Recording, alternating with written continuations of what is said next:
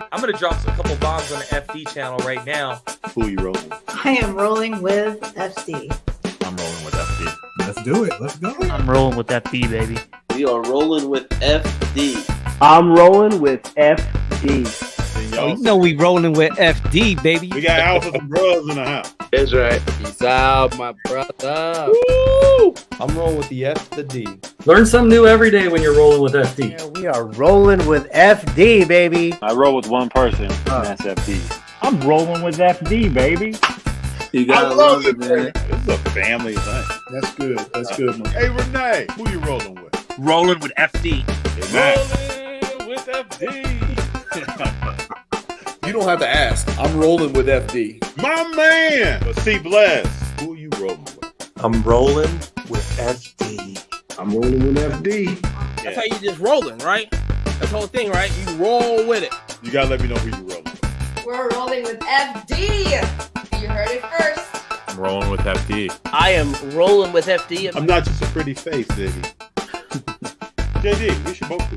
No, I'm doing that. What questions do you have for me? Right, Manny and Jeremy, who you rolling with? We're rolling with FD. We don't want to get our asses kicked. You gotta let the people know who you rolling with, man. Well, obviously I'm rolling with FD.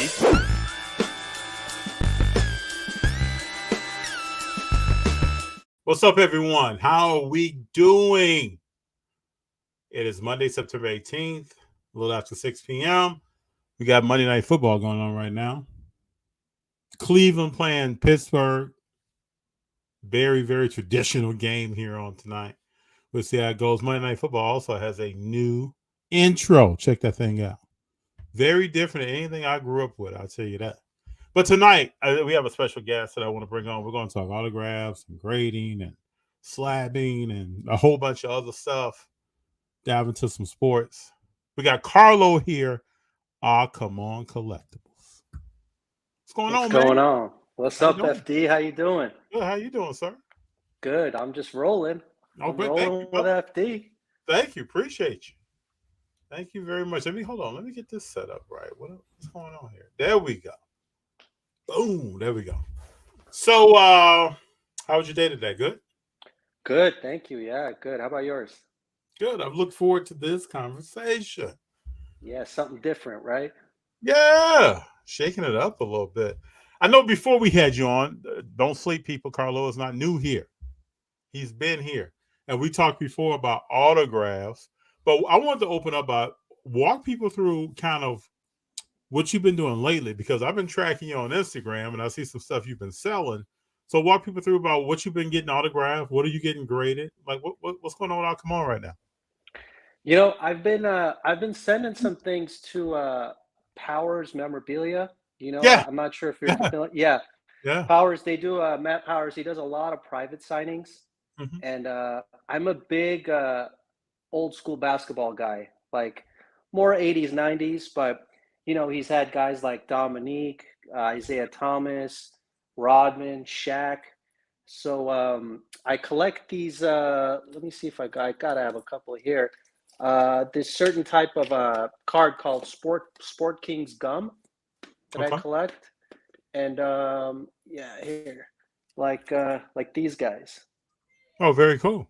Yeah, so they're like drawn and painted illustrations. This one's actually a buyback one, which you pull. But so I've got, you know, a handful of these. Anytime I see an affordable private signing, I'll look on eBay, find the card, you know, and the cards are pretty inexpensive, but I have such a nice collection of those. I keep doing those. So I've been sending those to Powers lately to get a couple. What's the background on that card? Like, who produced it? When did it come out? You know, I think the earliest might have been the Sports King Gum that they, you know, these were from like the 30s. They had a batch that were baseball. You'll see them pop up sometimes. And so this one's from 2008. I think the earliest one I've seen of these are from like 05 or 06. Okay. This 2008 year I really like because the pictures are really close up this way, and there's different types that aren't as close up, but I like these a lot. So yeah, somewhere in the mid 2000s that they started producing those.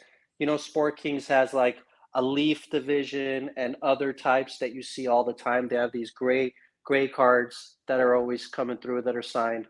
But I particularly like those ones. So I'm going to be at that cardstock trading show on the 30th. I might have a set of those out just for view. That's kind of like my PC, so I'm planning on keeping all those. And so do you primarily get stuff slabbed after you get it signed with Beckett, or do you use PSA, or who do you use?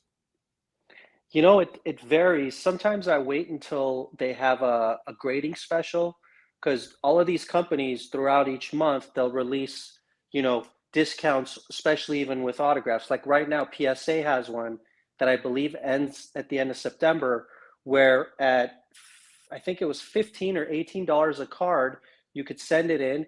They'll authenticate it, but they won't put an actual, they'll authenticate it and put one of these on there. If you can see, it says trading card. Yep. So they don't authenticate the card necessarily, but they authenticate the autograph. Okay. So, but it's much cheaper. Usually, they cost $30 to $35. So they're offering a good deal right now. So I'll wait until one of the bigger companies like PSA or Beckett usually have a deal, then I'll send it there. The good thing with Beckett, though, if anyone wants to try one of those, the good thing with Beckett is Beckett also authenticates the card. So this one, you could see it's more than trading card. It's got Griffey and the year and what kind of card it was. And this I took a shot at and purchased on eBay for really cheap and sent it in. And, I've been collecting Griffey for a long time.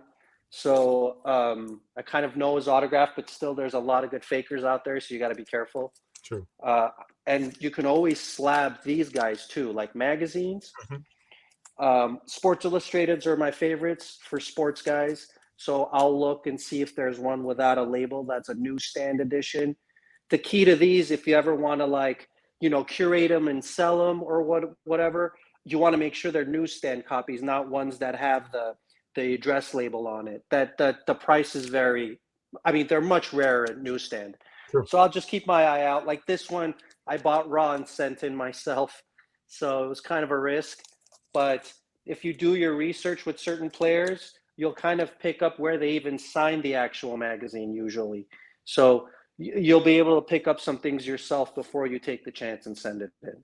Do you ever get into, you and I have never talked about this, do you ever get into autograph comics? No, my brother does autograph comics. He, because CGC, who usually do, let's see, give me one sec. They do these Sports Illustrated, like they do comics and magazine grading where, you've seen these before. This is just for the grade of the magazine. They'll slab, and now they have like these signature series where they'll have, the artist of the comic come in. You'll send stuff to them. They'll sign it, sometimes even illustrate on top of the cover, and then CGC will slab it right there and send it back to you, already pressed and stuff. But I've never gotten into But the difference I understand in that, make sure I'm right, is that you got to get that signed in front of a CGC representative in order to get it slabbed in a CGC slab, correct? Correct. If you want to do other comics where you've got it signed yourself elsewhere, send it to Beckett. Beckett's great at authenticating and slabbing them. I really like Beckett slabs, especially just for authentication. They're just sturdy. They're clean. They're pretty transparent. So, they're like really well done. So I kind of just like sending it there, and they kind of give you a little bit more bang for your buck compared to PSA. PSA is fantastic. If you're willing to pay the full to get it slabbed, get the card authenticated, get everything done the right way, it costs a little bit extra, but it's always worth it if it's the right card or the right person. Now, so break it down now. What has Carlo been doing on the card side? I know you always got something going on. Yeah, on the card side, I'm always stuck with the autograph still. I still like collecting cards that aren't autographed, certain special cards. I'm always looking for a Jordan rookie if I can trade up to one. But it's mostly just trying to get cards slabbed or, get the auto slabbed and the card.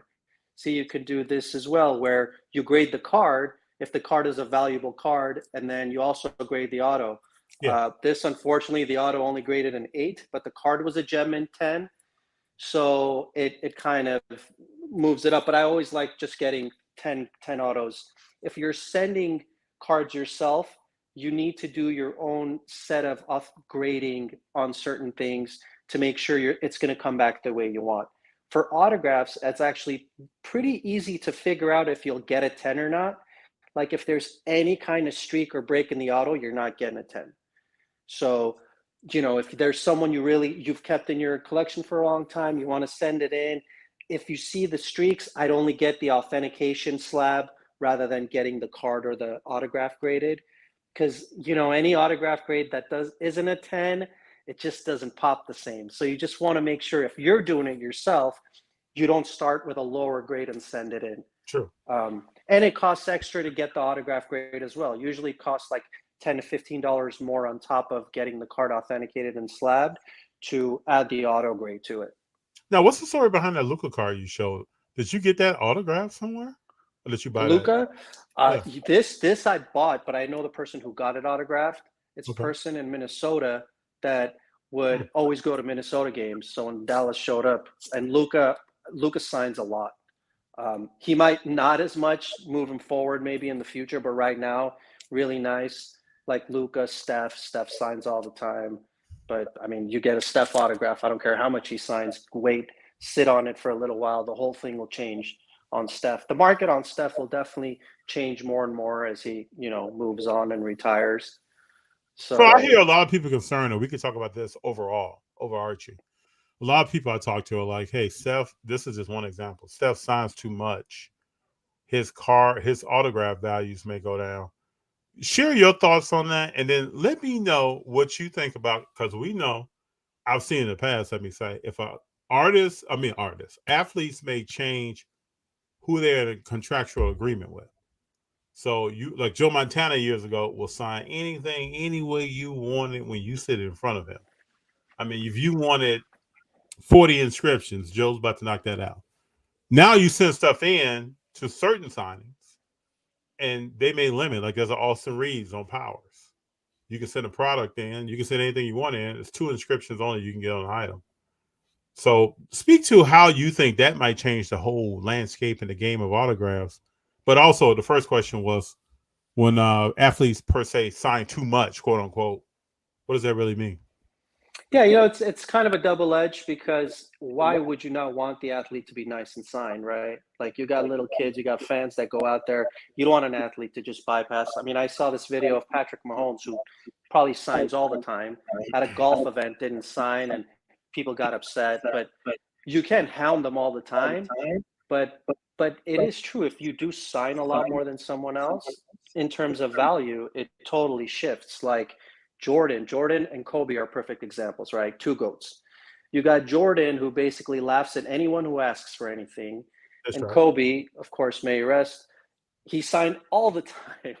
He signed everything from companies sending him cards to anyone that approached him. I don't think he refused signing unless he knew you weren't a nice person, or unless you were like taking advantage of a situation. He kind of check you.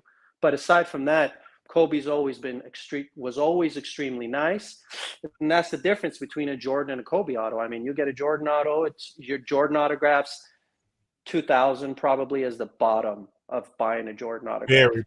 Very bottom. So very bottom. So just think of it this way. Anyone who loves Jordan and wants a Jordan autograph, and it's not authenticated by PSA or Beckett, and if you see it's being sold for less than 2,000 or 1,800, definitely could consider if it's real or fake. Because Jordan, also, if it doesn't have an Upper Deck sticker on it.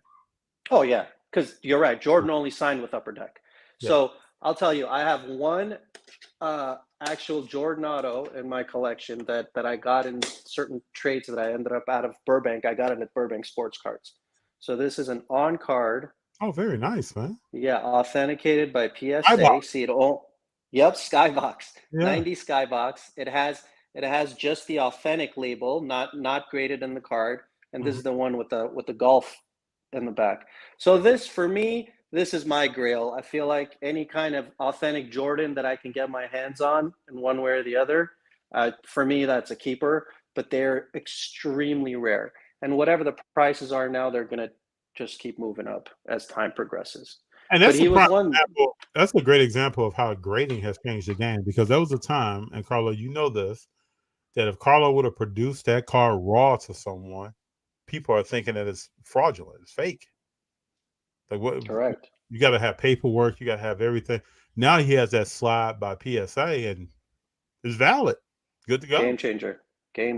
This Yeah. is how I mean, I'll be honest. I gotta here. Let me show you one FD. So this Kobe I have. Okay. Beckett slabbed. Card is graded 8. I got all the whatever, right? And thing with this card with Kobe is there was a lot of fakes with this PSA graded scoreboard Kobe, because back in the day they sent him a bunch. He didn't sign them all, so other people ended up in other people's hands, and then they started forging them.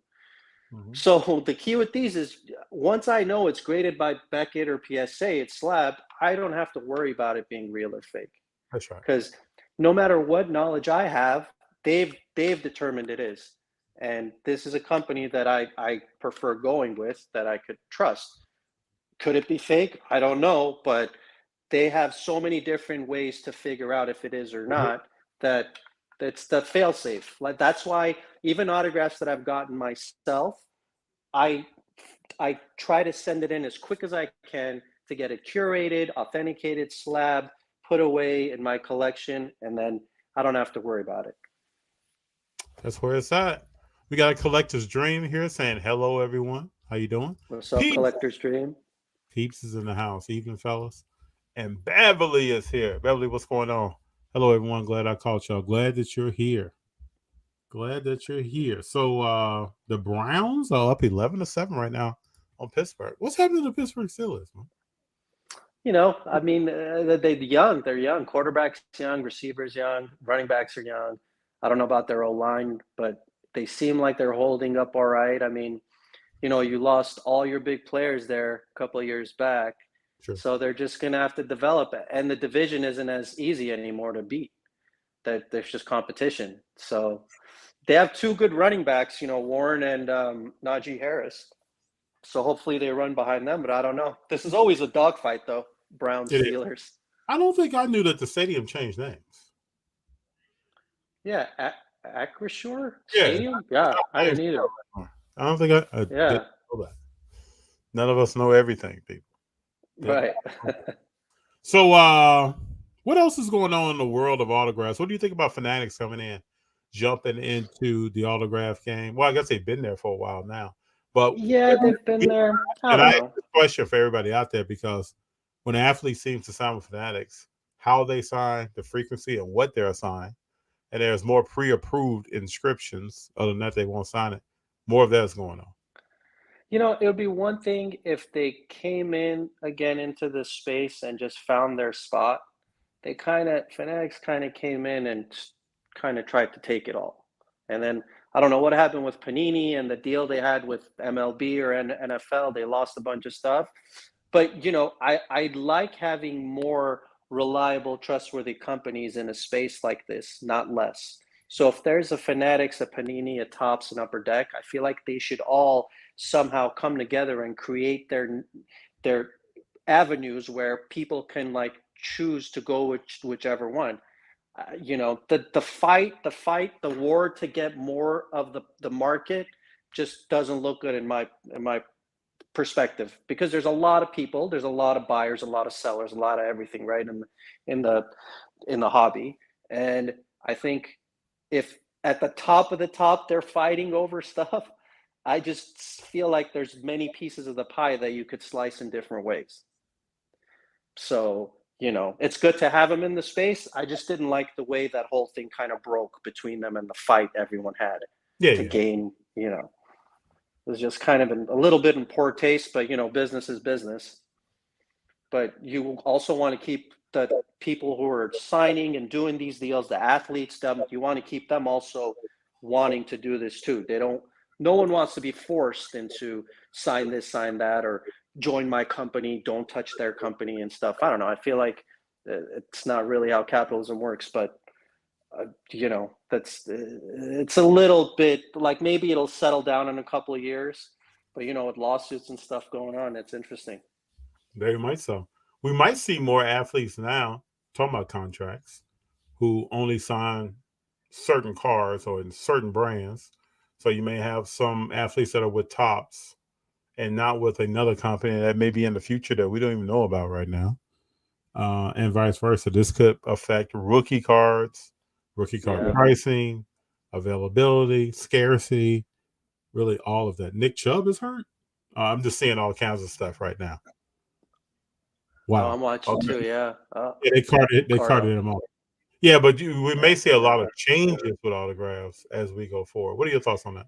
Yeah, well, I think the rookie card is a great example. I think a lot more like Hall of Famers are either declining to sign rookie cards within private signings or charging exponentially more. Yeah, you get like Joe guys Montana. like Joe Montana is charging $1,500 or something to sign a rookie card? Yeah. And he's also charging more how the game changes. Anything signed by Tom Brady, he's charging you a premium. It's like it's $1,500-$1,800 to sign that. Yeah, Montana's a good example too, right? So he charges $275 a card, $275 a signature. If you want an inscription, like you mentioned, $40-$50 more. No rookie cards or rookie cards at $1,500. You could find a Montana signed rookie card slab by PSA for under $1,000. So I know the experience is getting your own personal thing signed by him, and that's different, but depends what you're in this market for. Like if it's just personal collection stuff, yeah, who wants to pay $1,500 for an autograph like that? But it is Montana. He's even charging a premium. You know that play that he threw to Dwight Clark, the catch. Clark?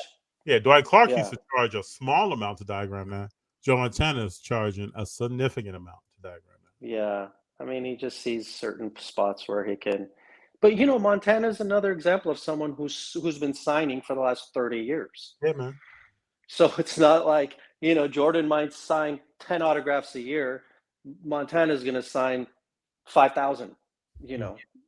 That's why you can buy an autograph Montana for $75 in a slab. And you'll never see that for Jordan. No. So, and I can remember when 20 years ago, a Montana autograph was a premium product that you really didn't see. And he was signed with Upper Deck as well. I remember all this. Yeah. And now Montana's pretty much everywhere. So for a person like Montana who does sign a lot, the best type of autograph in terms of autograph cards that have the most value aside from the rookie card are packed pulled. So if you can pull one out of a pack, especially like Montana Upper Deck in the 2000s or whatever, whenever he started releasing autograph ones, I know they're from 2010 on, he's got some. Those have more value in terms, let's say you have a flawless Montana on-card auto. And that's another thing for autographs. On-card and sticker are two completely different things. Like this is a sticker. I don't know if you could see it. It's kind of rectangular around. That's a sticker. So basically so Durant was sent a book of who knows how many he needed to sign. Let's say he signed 500 stickers. He had a book, all with stickers. He signed all the stickers, sent it back to Panini. Panini started putting them on cards. And that's how you get those sticker autos put in packs. So that's one thing. But then look at this. Like you have, so here's a Kareem Beckett auto. Mm-hmm. That's on card. That is not a sticker. That's right. So on card. And that's a star card, right?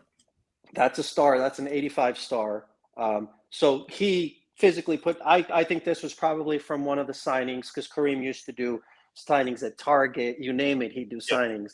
And I think this is one of those, but the fact that he grabbed it, he signed it on the card, handed it back, to me, much more valuable than a sticker auto. So that's one thing I've tried to do, FD actually, is I've tried to move away from sticker autos. Unless it's like a must-have. Like if I see a Kobe sticker auto at a really good price, I'll take it. But other things, I just focus on card. I try not to do sticker. And so everybody knows, there's levels to everything. So you'll find some sticker autos maybe cheaper in price. Maybe that's how you enter. I've known some people who got some Jordan sticker autos, and that's how they got into. I have a Jordan autograph card, and then they've moved that card at an increased value from a card with no autograph.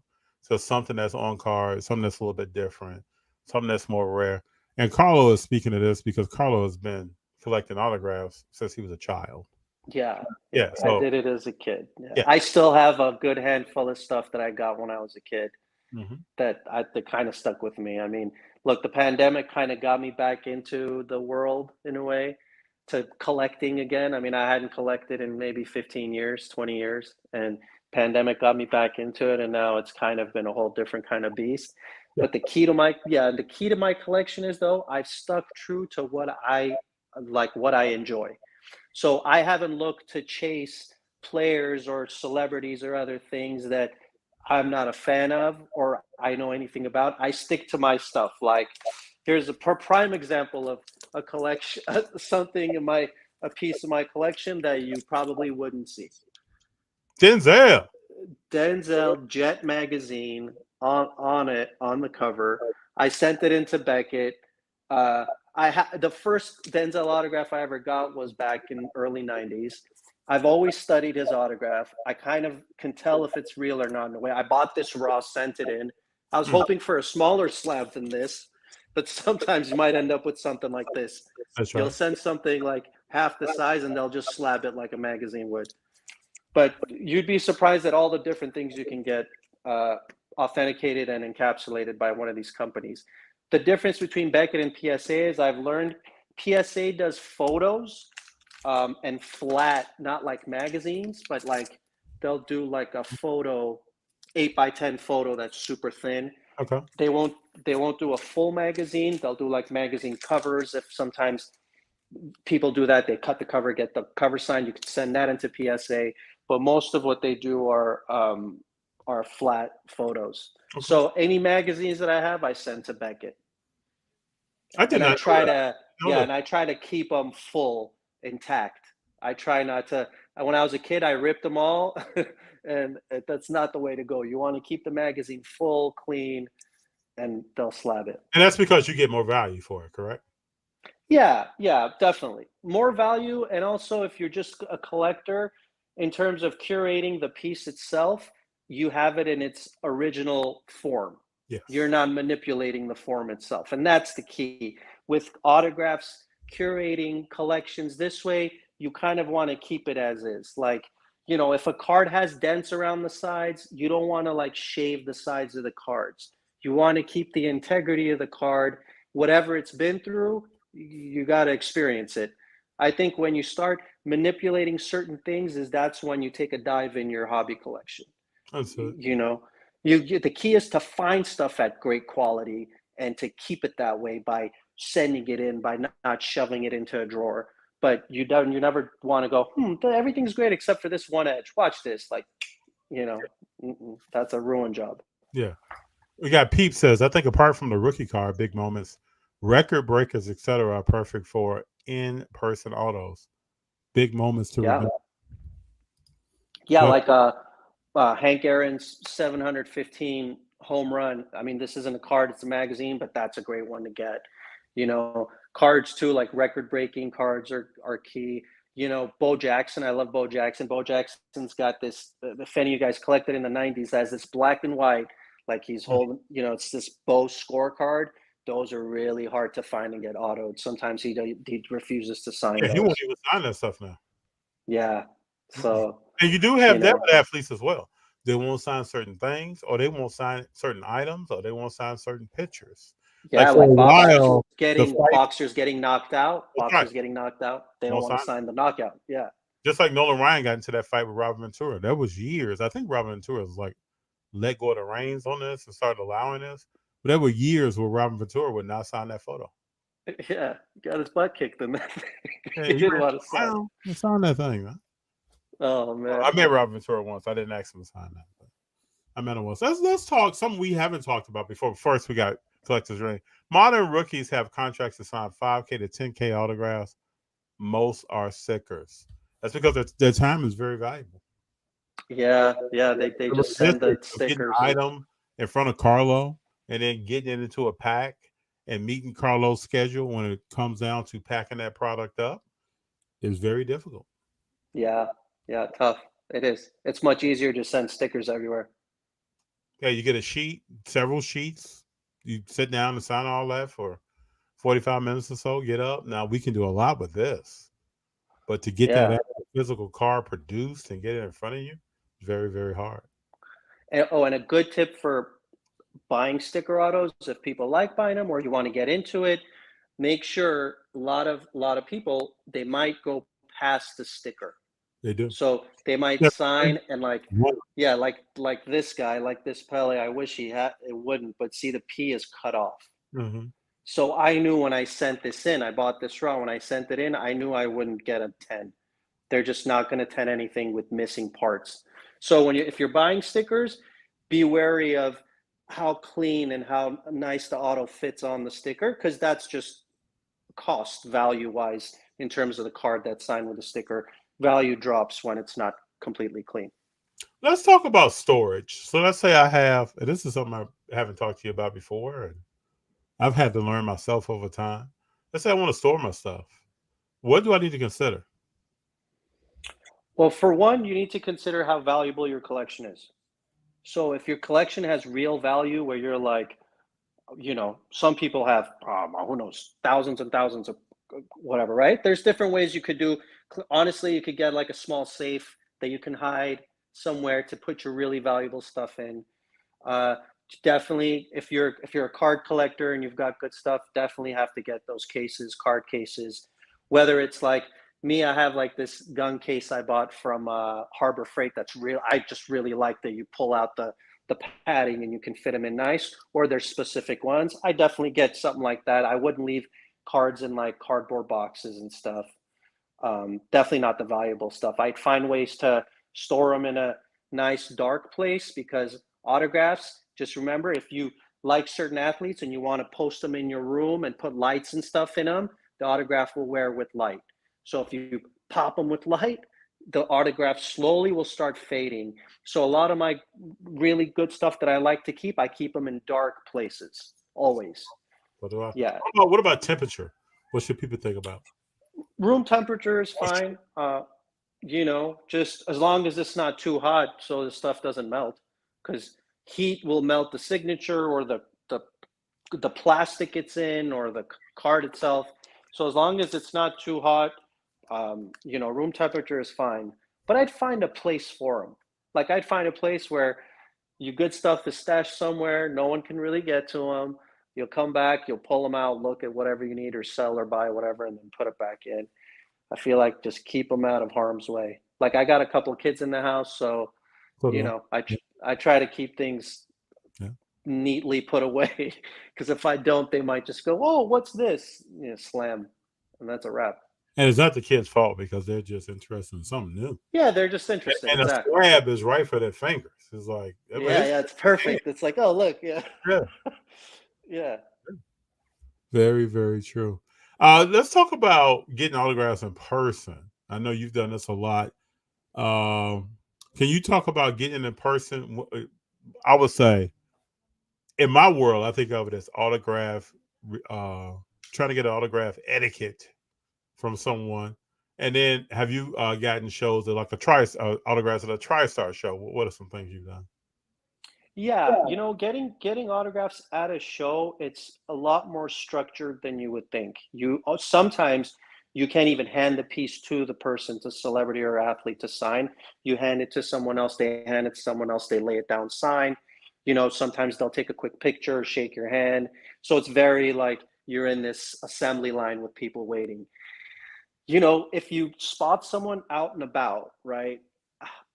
Etiquette is like, it's like everything else. Anyone that has kids with them, I mean, look, I haven't really gotten out there too much to get any kind of autographs. I have here and there, but anytime, if anyone has a kid off limits, plain and simple, because then you get Papa Bear, Mama Bear protecting the cub, and anything can go then. So you got to kind of keep your respect there, have some type of bubble. I like first asking someone how they're doing before I even ask them for an autograph.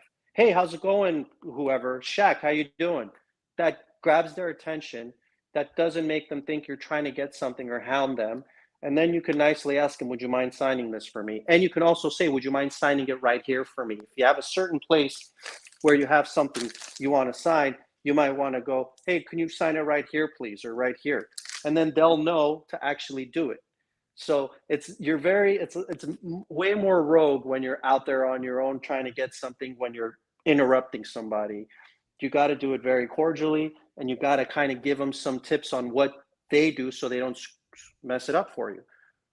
Like Pacino's a perfect example. This Pacino used to just slap a line through an auto. Like that's all. You'd give him the auto, he'd go like this and keep walking. Because a lot of times they're doing that because the celebrity or the athlete is still walking.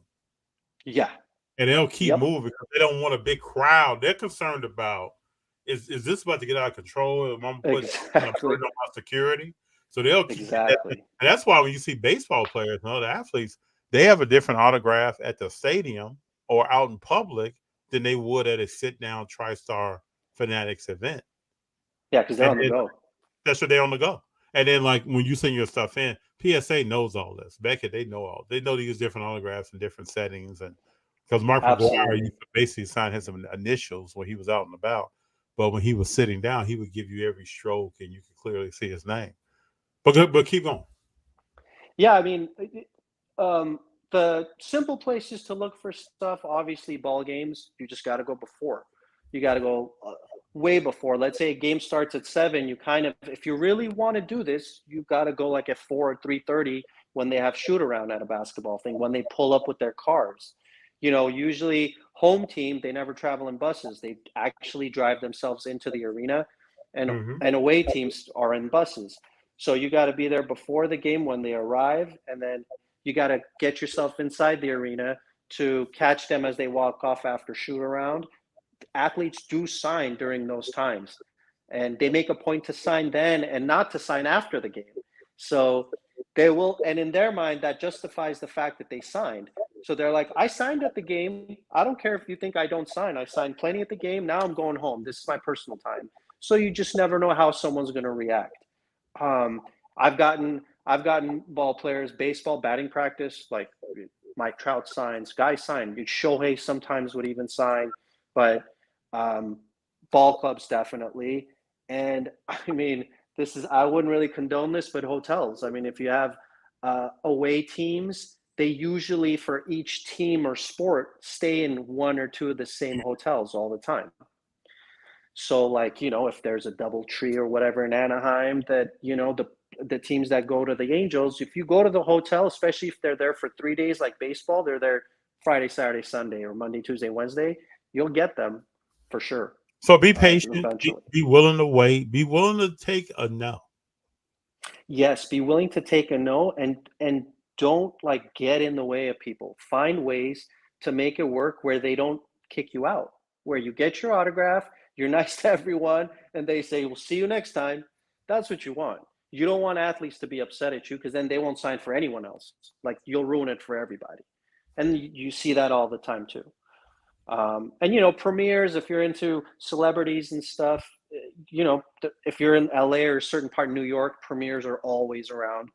And when they're promoting, celebrities are promoting certain things, that's when they actually feel like they need to sign because they have eyes watching them during their promotional tour.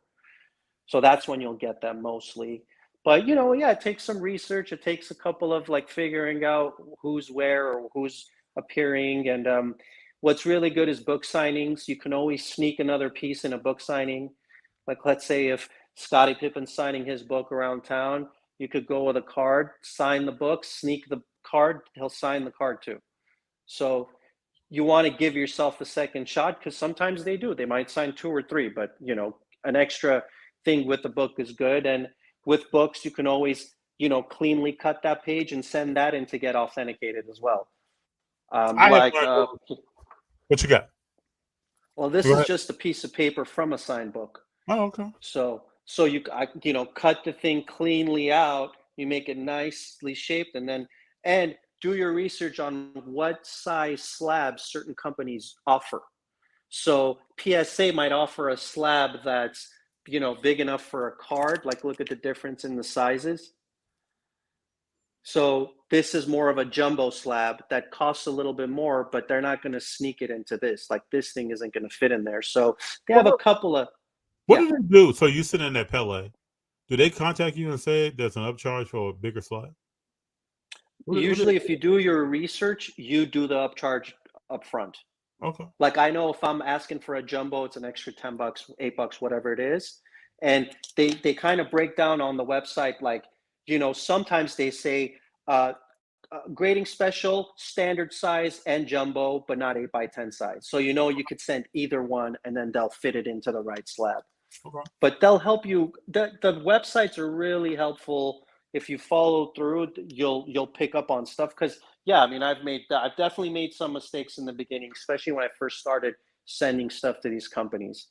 But if you follow through, you'll even know how to ship it well, package it clean correctly, and send it through. So have you ever had a situation where you got something signed and it's authentic because you were standing right there and you sent it in and they said, no, I can't. Yep. I got a good one for you, FD. So back in 1994, I got one of my favorite players, Derek Thomas, to sign his rookie card. This is 94, and the card was perfectly crisp. Hadn't touched it since 94. Pandemic happened, got my cards out. Oh, look at this Derek Thomas. I learned about sending them in. Yeah, man. I got it personally myself. Very clean too. Sent it in to PSA. Paid $90 for a 2-week return. I think it was the Express or something at that time. It was a couple of years back. They took the 90. They didn't authenticate it. Sent the card back, not slabbed. I called and I was like, hey, what's going on? And they're like, listen, it says right here, it's not our responsibility. If we don't authenticate it, you're still paid. So that's kind of a bummer for PSA to do it that way because they have no real discount if it doesn't get authenticated. But yeah, it's happened a couple times to me, like a handful of times to PSA. Beckett's been good. I had this Freddie Roach. I got a Freddie Roach card autographed. Manny Pacquiao's boxing trainer back in the day. Yeah, and it was personalized because Freddie doesn't like signing stuff because he's over people selling it. Yep. And I was happy. I'm a big Freddie Roach fan. Sent that in. Beckett didn't slap it. And I just recently sent 6 cards to PSA for this new grading special, and that's one of them that I sent in. So now I'm going to send it to PSA. It's happened a couple of times to me. I had what did you do with that Derek Thomas card? I got it. So one of the local card shops here, this place, Tarzana Valley Card Shop, they used to have a deal with JSA and Global. And I waited until JSA was around, and then I got it authenticated with them, with JSA through them. Unfortunately, there's no slab with JSA, so I just got the card. I got a sticker on the back, which I didn't like doing. But again, this was kind of when I was starting to get back in, so I didn't know what direction I should go. I should have just sent it to Beckett and got it slabbed, but I ended up selling the card. But at least it got it slabbed. At least I got the authentication with JSA, or else no one's buying it. No one's paying what a Derek Thomas rookie card autograph should be worth if it's not authenticated by the right people. Now, in a situation like this, like with the ball bouncing over the court back and forth, could you have a product authenticated by JSA and then send it into one of these grading companies to get it slabbed? Would they honor that?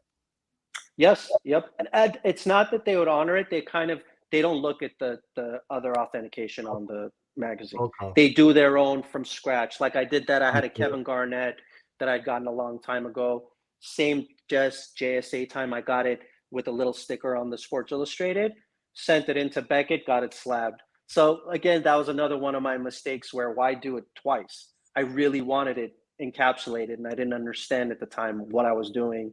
I would have waited and just sent it to Beckett and got it slabbed that way. But yeah, if you have a sticker and be wary if you're purchasing autographs with stickers with Beckett, PSA, any of them, JSA, if they're not encapsulated, they could still be fake. Happened to me with a Tom Brady. I bought a really nice Brady auto. It was an 8x10 photo with a PSA sticker on it. I sent it to PSA. PSA called me and goes, this whole thing is fake. Luckily, I bought it through eBay and I had the protection, so I got my money back. But it was, you never want that. It becomes a big headache. Now, like your money's gone, the thing is fake. So I'd always spend a little bit extra making sure it was slabbed compared to, and if I'm buying something raw, which I do most of the time, I'll take a risk on something that's much cheaper but not mainstream. Like, I'm not taking a risk on a Jordan auto for $200 that's not slabbed on a card. I'm just not doing it. And if you really pay attention to a couple of those certain athletes, you'll spot the fake before you even think of buying it. Guys like LeBron, Kobe, Jordan, fakes all over the place. Yes. So if you got one in a slab, even if people might tell you, "Oh, that's cheap," or the value is less, don't believe the hype. Believe yourself. Hold on to the piece. It's only going to become more and more. Also, to me, don't believe athletes, their autographs. Look at LeBron, you look at Kobe, you can look at Shaq even. Autographs change over time. The athlete is signing differently. Even the way I signed my name when I was for sure. in college is not the way I sign my name now. I remember one time I had a story. One time I went to a bank to do some stuff, and I was signing my name, and they said, "Well, your name here doesn't match your driver's license." And that was years ago. So they didn't authenticate it. Yeah, they didn't authenticate it. They wanted to stand there, and the guy even asked me, "Can you just look at your driver's license and replicate that, and not just sign it?" So, that's funny. But you'll have some people tell you the more modern autograph is worth more than a previous autograph. That's not true. No, that's not true at all. Like, here, I'll give you an example. Look at this, right? This is a Kobe. Yeah. See, it's just his name with 8, right? Look at the way this looks. Now look at this one. Tell me it looks different, right? Mm-hmm.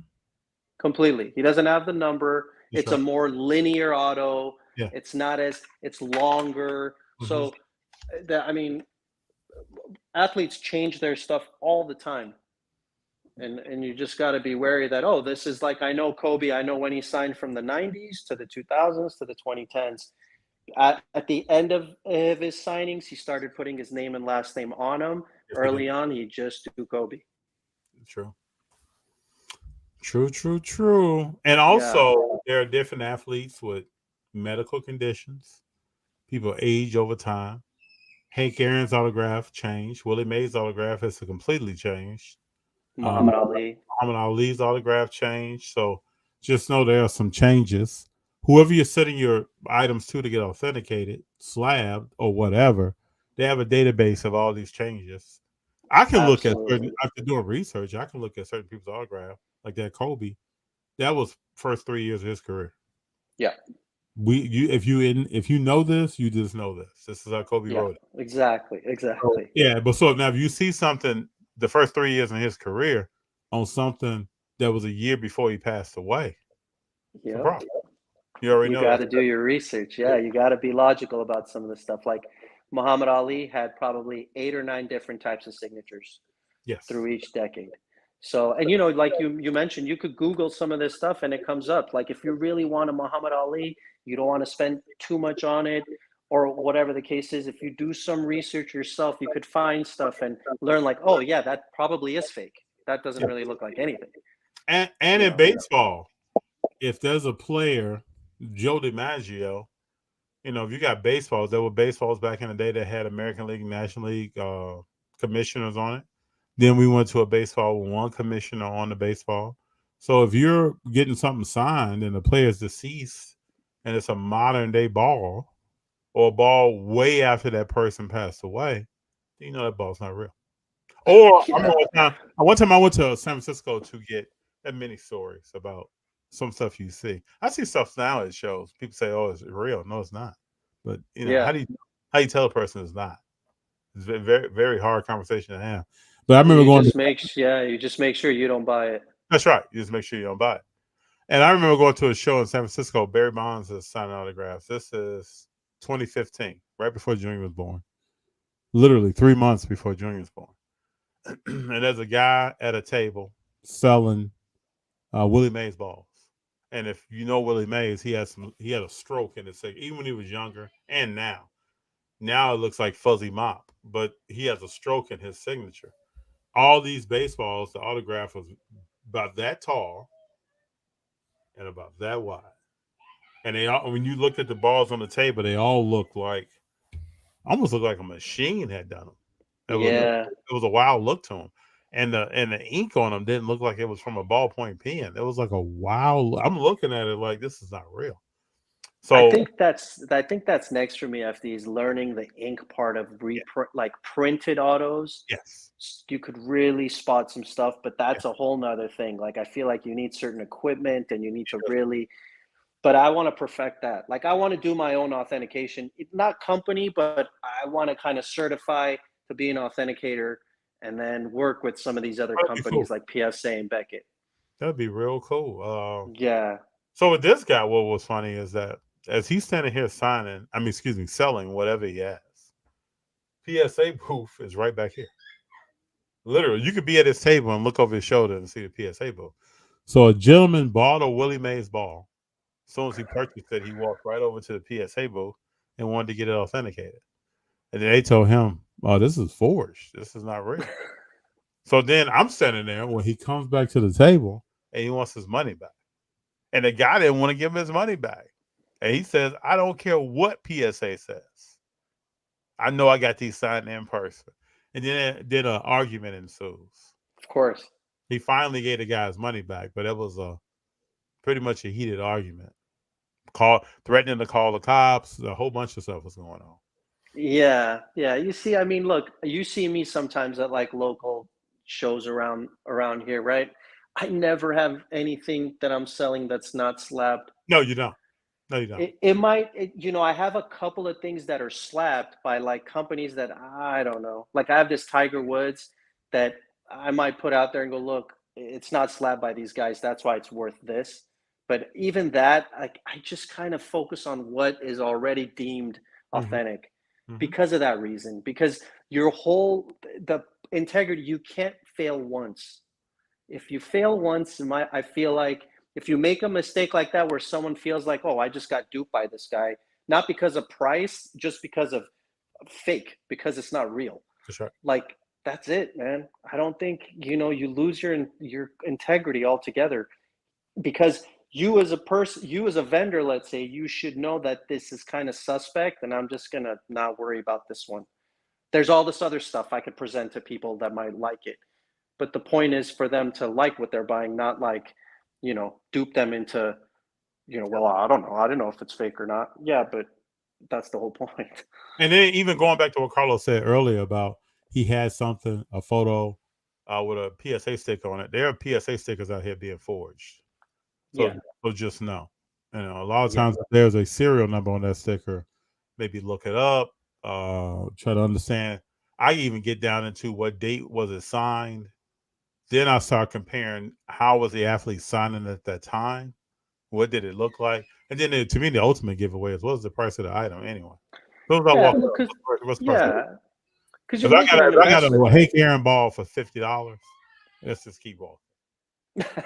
Yeah, because plus it's an investment for you one way or another. So if you don't do your research, then you're kind of doing yourself a disservice. Like you got to do some of the homework to know, like you said, like for sure what Hank Aaron's autograph is like. Oh, yeah. And at the least, you could tell when one is like completely off. Like, nah, that's not one I'm taking a shot at. That doesn't even make sense.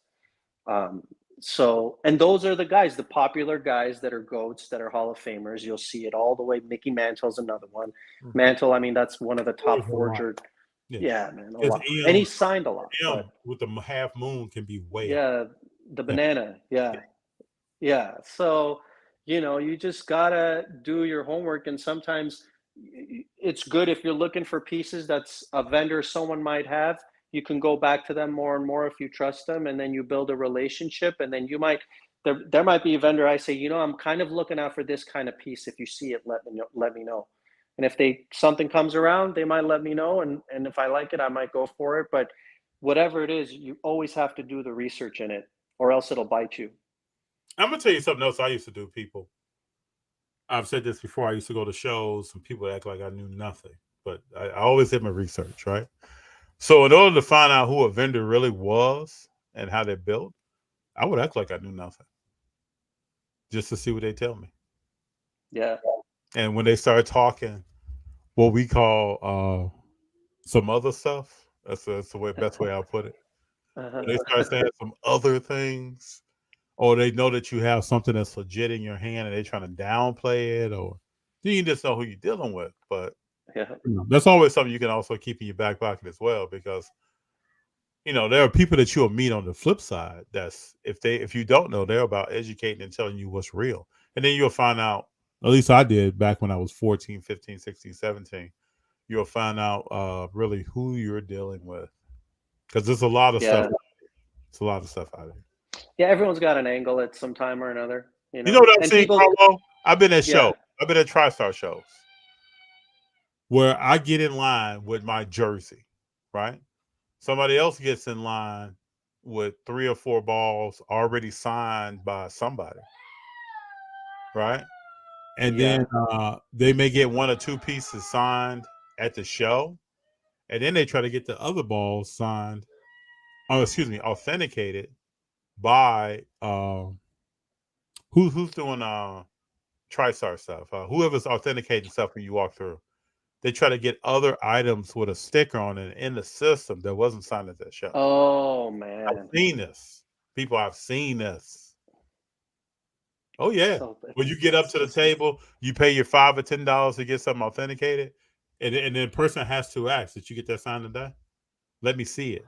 And then you'll see. And the people up there who are putting stickers on, they know signatures. Yeah. I've seen this happen. And then you'll see a person say, "Oh well, yeah, I didn't get that signed here." That's just crazy.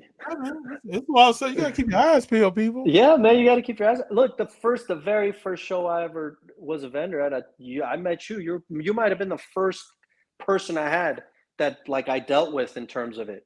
So, I mean, I remember meeting you. It was in Thousand Oaks or something.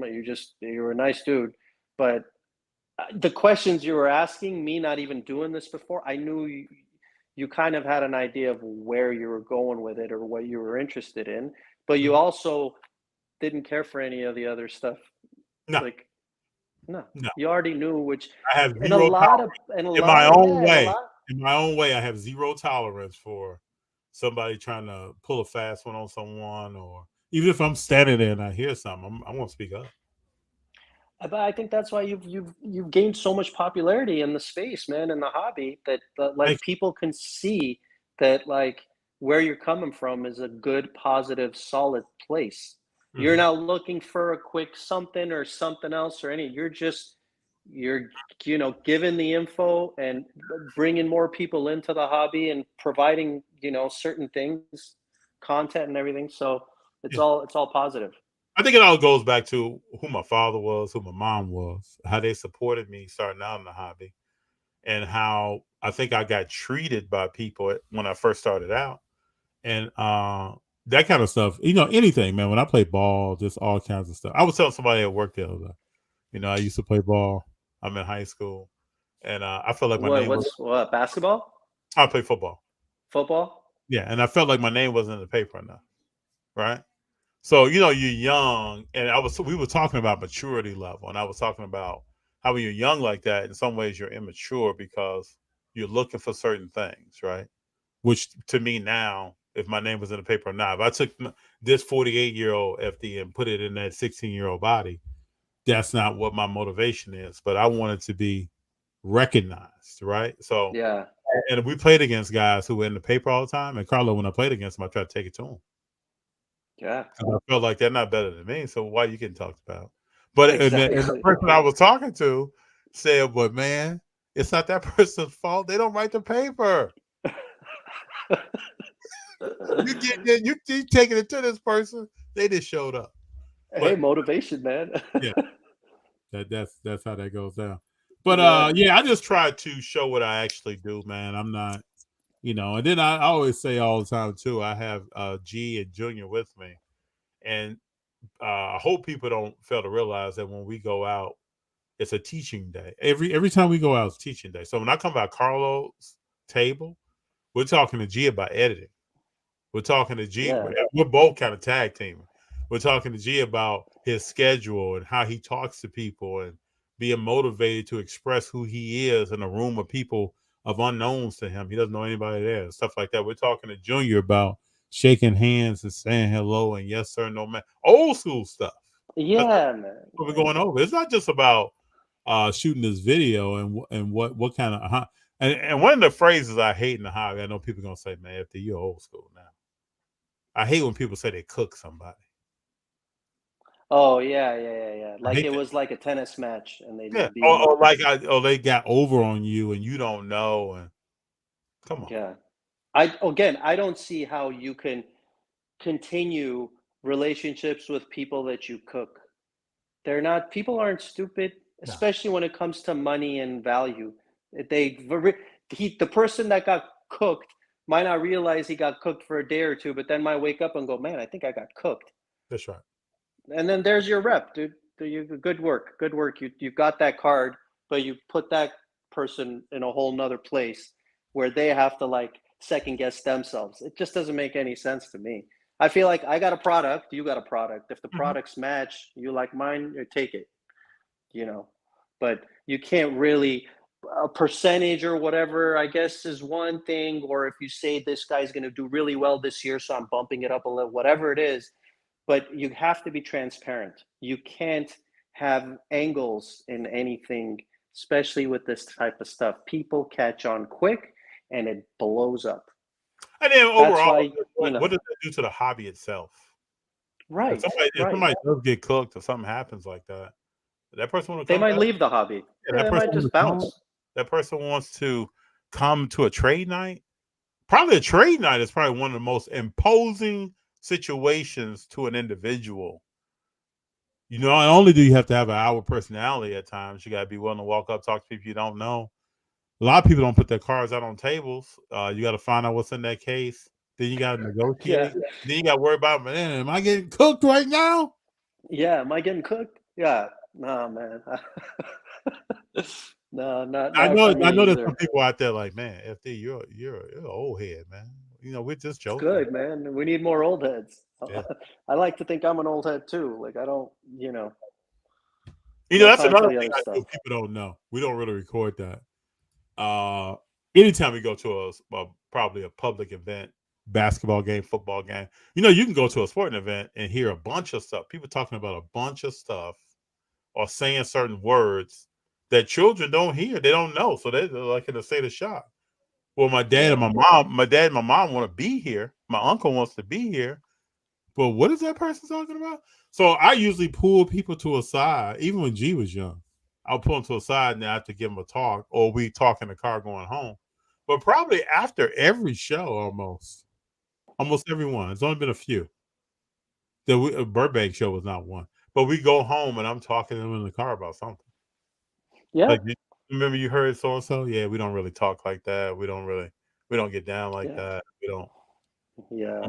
No, I think people overlook the fact that kids are at these shows, which kind of sucks in my book because you don't have to communicate. Like, I feel like when you see kids, it just changes the vibe altogether. You got to like roll with what's there. And I don't know. I mean, the whole point of this hobby, I feel like, is to make kids like it or else the hobby dies. Yes. Like the new generations always have to like bring it up. And not every person's going to start with $1,000 card or whatever it is. You just want them to get into the vibe, open pet, whatever it is, and like understand it, but also like learn how to do things the positive way, not learn words and phrases that come out of things that they hear that they could take to school or whatever. So yeah, but it's a fast hobby with like youngsters that want to like excel. So you get a bunch of different ranges of people and But even as a kid, though, it's not just a hobby. It's not bagging on the hobby. Even when I was a kid, I went anywhere. My parents had to break some stuff down to me. I could be the yeah, sure. Yeah, for sure. And that's why a lot of times we talk about you got to parent your children before the world takes them, because anything could happen. That's right. It's funny that it's like that. I always trip too that we watch sporting events. This is I think an American tradition, especially with football. We watch sporting events and watch these guys out here being somewhat healthy or running around or showing their physical dominance, right? And most of the time we watch these games, we do the most unhealthy things. It's always a funny thing to me. We eat food that's probably not that great. We drink Yeah, alcohol We that's drink. not Yeah, that great. While we're watching the cat just get after it, we're doing like whatever right now. I always say, when I play ball, I will see what people are eating and doing, and I'm like, this is interesting. yeah. I never forget, man. I never told this story here. We had a game one time in North Dakota, and we go to the game, and the temperature outside was like 6 degrees, and the wind chill factor was like a -12. And I'm redshirting. I'm redshirting kind of like, I could go in the game, but I might not. I'm young in the game. I think I'm a redshirt freshman. So we're there, and people. Now this is what happens at games.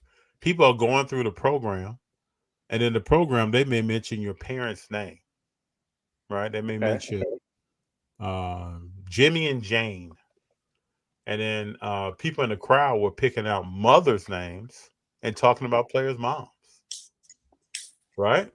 And then a lot of people in the crowd, I guess I don't know if this is a North Dakota thing. If anybody's on from North Dakota, you let me know. A lot of people had moonshine. So they had like big vats of moonshine. They're all dressed in like hunting gear, winter gear, where they can stay warm. Big beard. A lot of guys had big beards. But people in the stands, man, were saying wild stuff about people. Hey, number 8, just shouting out crazy stuff. Oh, just because they see their names and stuff in the program. program. See their names, see their parents' names, man, just saying wild stuff to them. And then we were like, okay, this is college football. Just like the other day, the clip came out. Alabama was losing, and Alabama fans started shouting crazy things at players, the opposing players. Yeah, it was Alabama. Was it Texas? Not Texas. Maybe Texas. I think it was Texas. Might have been the first week. Yeah, first week. But most people who haven't played, they don't think or really haven't been down close to that field. Even stuff is said between players that can get wild. So it's not just a hobby. I don't want anybody walking away with, man, this is just happening at the hobby. No, this is everywhere. Yeah, no, everywhere, absolutely. But just it does happen over there at shows and stuff. But yeah, everywhere. It depends on who you are and how you approach it. Very true.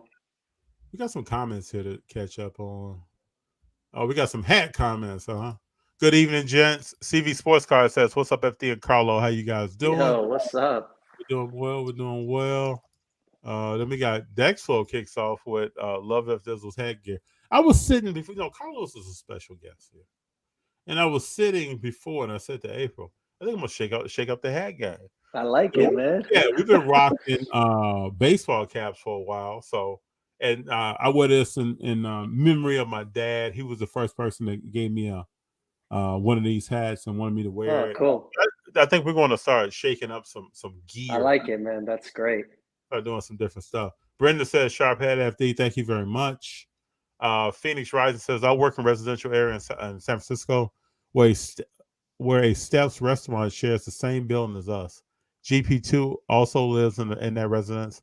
But as an employee, my job's policy is we can't ask for all those." That's a lot of places, people. Just so we know, there are people you can be eligible to probably lose your job. Yeah. If they have that, if they say it. That's right. If they say it. Going back to what Carlos said, though, one time I was in Scottsdale, Arizona. I was there at a work dinner, and I get up to leave, and people start like, I'm sitting here facing this way, and people start talking, and I turn around like, man, you see who that is over there? And it's Alice Cooper. So I'm like, wow, man, it's Alice Cooper back there. So when we were leaving, everybody at the table, we had like 15 people from work in a circular table. Nobody wanted to say anything to him. Now I'm with Carlo. I don't walk up to people that are with their children. I don't say anything to them.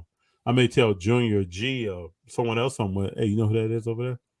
Yeah. I don't approach them if they're with their family, children, wife, girlfriend, anything.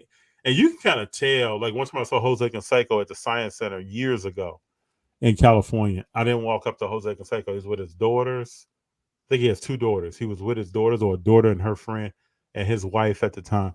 I'm not running up to talk to them. But if I see somebody that's by themselves, usually I have a conversation. I don't typically even ask for an autograph. I usually have a conversation with them or tell them I really like their acting, or I remember X game that you were in and you did this. I may say something like that. Just be people to people. But Alice Cooper, I hit him on the shoulder. I say, hey man, I love your music. And the guy was looking, he was looking at That's funny. Thank you, bro. Thank you. Appreciate you. Yeah. That's good. Yeah. Sometimes you can't walk up to people and ask for autograph, especially if you're in your place of employment. Don't get caught up, people. Yeah, don't get caught. And also, I was talking to a guy a few weeks ago who goes to autograph signings for Tops. He's like a local employee. He said he went to a signing with Aaron Judge, and you can't ask. You're there to represent the company Tops and get these autographs, get these stickers signed, or get the item signed, or whatever it may be, on card, all those things like that. Yeah, you can't ask that person for an autograph. Oh yeah, no. Especially for that kind of a company, you just can't. It's not happening. Brendan said a lot of quote unquote faith is packed in grading companies regardless of consistency. We live in strange times. It's very true. And that's why I think sometimes if you have something that's on the bubble, a company like PSA doesn't even want to touch it. They don't want to mess with it. Yeah. Like a company like SGC won't even authenticate non-pack pulled cards. So they used to. I don't think they do anymore. Before they slab it and call it authentic, but now it's got to be out of the pack, or like ones that say congratulations, and then they'll do it. But yeah, Beckett and PSA. Yeah, in some ways you can't even blame them because of everything that's going on, and their brand is on the line, their processes are on the line. Correct, exactly. So they don't have to make that distinction themselves. That's why I get a company like PSA and Beckett, their whole reputation is behind it.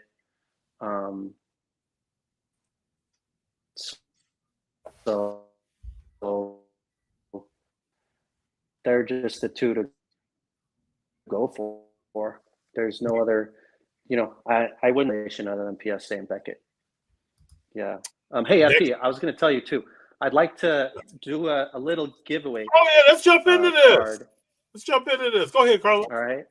So to one of the listeners, I'm not sure how, but I have this CSG graded 8.5 Steph Curry Mosaic Silver MVP. I think 2019 Mosaic Silver MVP.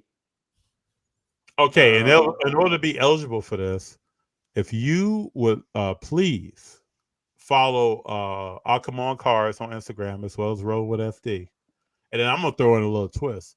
If you can let us know the minute and hour mark that Carlo presented this card in this live, we will pick a random person and you will win. Yeah, and once you win, I'll find out from FD. I'll message you or you can message me. We'll get your address and pack it up and send it your way. Cool. You can let us know in this live, the comments of this live, that you have followed both and let us know what time, or you can leave it on Instagram on the thumbnail that was posted today to advertise this live. Yep.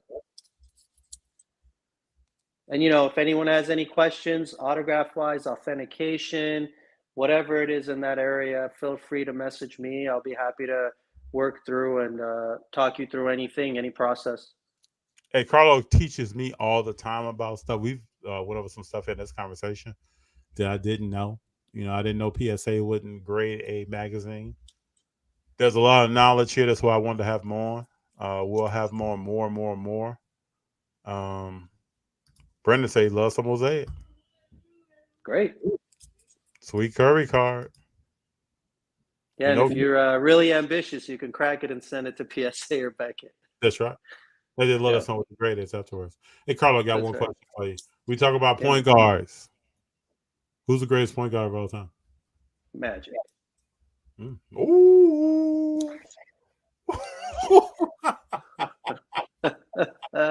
It's Magic, baby. That's Magic. Okay. Look, Steph, I'd say is talk to me now, right. Carlo. No. It's right there. But, Steph is like a shooting guard in my book. He's the modern day point guard. Modern day point guard. I'll stick with Magic. Okay. I respect it. But I'd like him on my team. I'd like Steph and Magic both on the team because I know Magic who he's passing to. So let me ask you this question. if you were picking a starting five to run with, all-time great starting five, who's your point guard? Magic. I got Kobe in the small. Okay. I got Jordan in the small forward just to keep him on. I got to have Kobe and Jordan on the team. So it's okay. So you got Magic, Jordan, and Kobe. Who's your 4 and 5? 4 and 5. Or you just gonna run the 5? Shaq is dominant.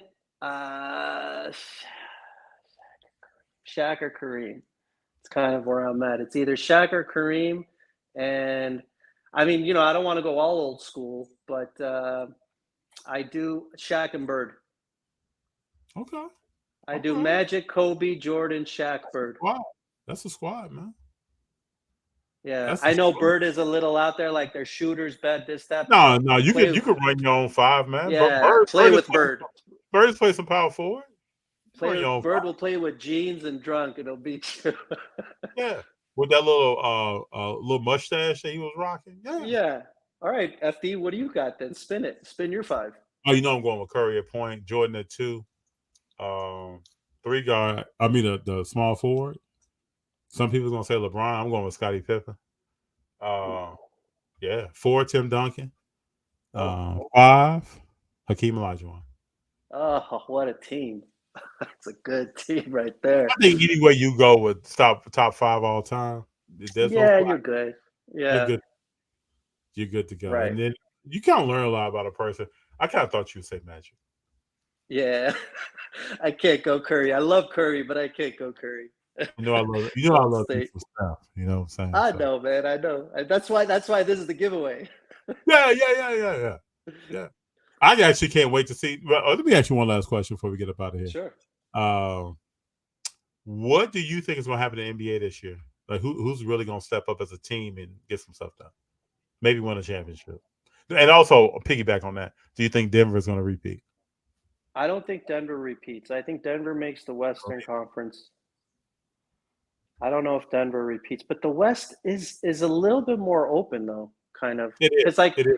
I'd like to say Lakers, but who knows what the Lakers are going to present. So it's not the Lakers, unfortunately. Dallas can't really gel. Who else is there? And I mean, I think Milwaukee's there. Boston might have had their run. I don't know if Boston has one more in them, maybe, because Tatum's still young. Golden State, who knows with Chris Paul what they'll be. What about Dwight Howard? But yeah, Dwight Howard. Yeah, he's good. He's good mix for the. I actually like Dwight Howard in a ball club. Quite honestly, he brings the fun. We just got to see how healthy he is. What can he actually? Yeah, and what is he? 37, 8? Yeah, he came out a year before LeBron, so he's. Yeah. That's the problem because running that core with these guys now, it's a little dicey. But I'd like to see Dallas. But I don't know. We'll see. We'll see what Luka and Kyrie can do. Collector's dream, the world in the street is Miami has to give up everything to get that. We'll see. What? He says he's a Heat fan. Yeah. I mean, you still got Butler, who's a bad baller, but Bam has to shoot better from the field, and who's the third scorer? They really don't have. Who's the third? Exactly. They need a third too. What's up, Big John? Carlo, I appreciate having you here, sir. Talking about autographs, talking about I think everything probably related from storage to getting to etiquette to kind of how to get stuff signed.